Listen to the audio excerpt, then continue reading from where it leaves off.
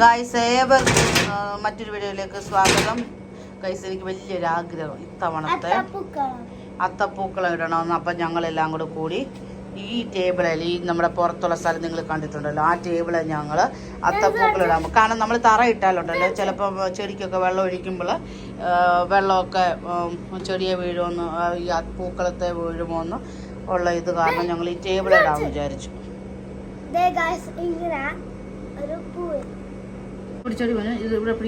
Hi guys, നമ്മളൊരു circle വരയ്ക്കുക guys.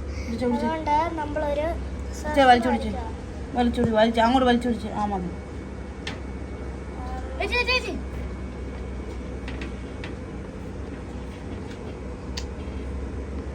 വിട്ടോ അല്ല കുറിച്ച് ഗായ്സ് നോക്ക് ഗായ്സ്.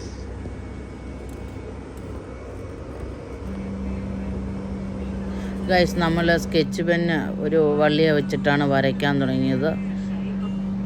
അങ്ങനെ നമ്മൾ ഓൾമോസ്റ്റ് ഇട്ട് കഴിഞ്ഞു. കണ്ടോ ഗൈസ്, നമ്മുടെ അത്തപ്പൂക്കളം അങ്ങനെ അതിൻ്റെ എൻഡിലേക്ക് വന്നുകൊണ്ടിരിക്കുകയാണ്. കണ്ടോ, പക്ഷേ ഈ നടുക്ക് വെക്കാൻ ഞാൻ ഒരു പൂ അന്വേഷിച്ച് നടക്കുകയാണ്. നോക്കാം ഗൈസ്, കണ്ടോ ഇത് എന്തോ പൂവാണെന്നറിയത്തില്ല, അറിയാവുന്നൊരു കമൻറ്റ് ചെയ്യുക. ഇത് കണ്ടോ, ബാക്കിയെല്ലാം നമ്മുടെ ബൊഗൈൻവില്ലയാണ്. ഇതുണ്ട് മഞ്ഞ കളറ്, പിങ്ക് കളറ്, വെള്ള കളറ്, പിന്നെ ഇതുണ്ടല്ലോ ഇത് കണിക്കൊന്നയാണ്. കേട്ടോ ഗൈസ്, ഇതുകൊണ്ട് നമുക്ക് നടുക്കിടാനൊന്നും കിട്ടില്ല. അതുകൊണ്ട് ഞങ്ങൾ ഇച്ചിരി ഇല കട്ട് ചെയ്ത് ഇടുകയാണ്. കണ്ടോ ഗൈസ്, അങ്ങനെ നമ്മുടെ പൂക്കളത്തിൻ്റെ വർക്ക് കഴിഞ്ഞു. കണ്ടോ, അവിടെ ഞാൻ ഹാപ്പി എന്ന് എഴുതിയിട്ടുണ്ട്.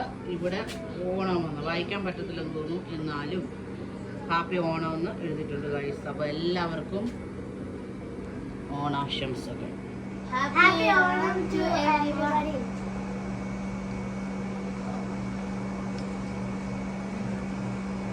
Happy Onam to everybody. Guys, അങ്ങനെ നമ്മുടെ അത്തപ്പൂക്കളൊക്കെ റെഡിയായി. കണ്ടോ, അമ്മു ആൻറ്റി പൊന്നു